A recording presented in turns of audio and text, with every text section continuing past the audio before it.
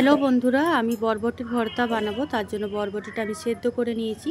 তারপর মিক্সিং জারে দেখো বরবটিটা দিয়ে 8-10টা রসুনের কোয়া, যেরকম ঝাল খাবে সেরকম কাঁচা লঙ্কা দিয়ে এটা পেস্ট বানিয়ে নেব। তো দেখো আমার পেস্ট এখানে রেডি হয়ে গেছে। এবার কড়াতে সর্ষের তেল দিয়ে রান্না শুরু করব।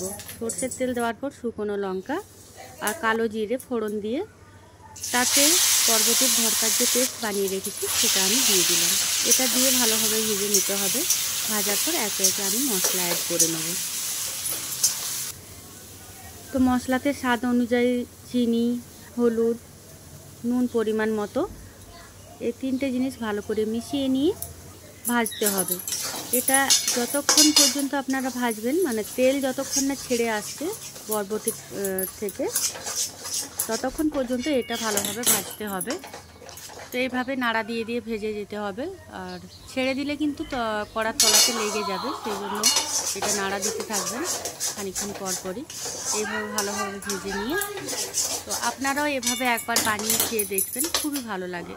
গরম গরম ভাতের সাথে বরবটির ভর্তা খুবই ভালো লাগবে। আমার তো খুবই ভালো লাগে। আপনাদের সবার কীরকম লাগছে এভাবে একবার বানিয়ে খেয়ে দেখবেন। তো আমার বরবটির ভর্তা রেডি।